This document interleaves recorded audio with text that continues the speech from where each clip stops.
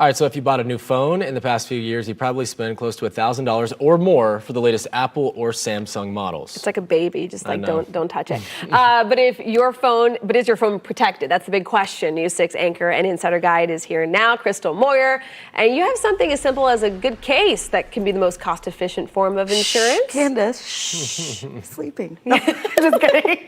Yeah, they are like babies, considering how much cell phones cost these days and how much wear and tear they take. It makes sense to protect them, right? Well, Consumer Reports explains what to look for in a good case. A phone case is the cheapest form of insurance you can buy. With new top-of-the-line phones often costing more than $1,000, a phone case should be a no-brainer. Well, the phone itself looks pretty good, but, I drop it like multiple times a day.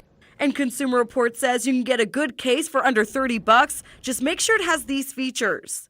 A raised edge around the front to protect the front screen. Around the camera housing in the back, another raised lip. You want it to be tight fitting with padding on the edges. You want that tight fit to keep the case in place should you drop your phone. And because phone makers often change their phone designs ever so slightly, you'll likely need a new case every time you get a new phone.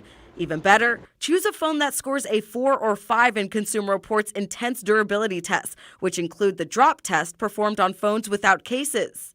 We drop the phone 50 times. We check the phone for any scratches or damage, and then we drop it another 50 times. The best phones make it out of the tumbler with just a few scuffs or scratches. More tips for choosing a phone case? Buyer beware. There are plenty of knockoffs out there, so know who you are buying it from. Be wary of online reviews. Many of them don't tell you how the case withstands the test of time. And finally, look for a warranty. For instance, OtterBox and Spec both offer good options. You can't deny that it's an aesthetic purchase, too. You might find a case that is really well designed and also sparks some joy in you every day, and that's the kind of case that you should go for, I think. Well, because phones are not only expensive to buy, they're expensive to fix. If you're someone who's really tough on your phone, you may want to consider investing in phone insurance. You can get it through Apple, Samsung, or most phone carriers. And that's important there, too. A lot of these places that what if you buy your phone at, Best Buy or some other place? Right.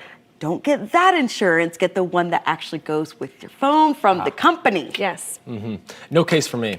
Every time I see him with his phone. You don't drop your phone? I paid too much money for the phone to be with some gaudy case on it. No offense. Really? Really? But I have Apple Care. So if something does happen, it's not necessarily, it's not a huge out-of-pocket expense. I hope you win the lottery, Justin, so you can, I win the lottery. He'll show me something on his phone and I start to hyperventilate holding it because it doesn't have the case.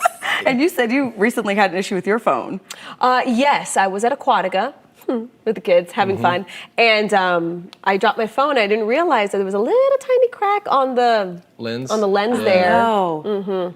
So you got to get the one that's it's slightly lifted, so that way it doesn't crack your lens. Oh, good advice there. Thanks, guys. You're welcome. Yeah, I mean, stuff. either do insurance or a raised or a gaudy case. for lack of a better word.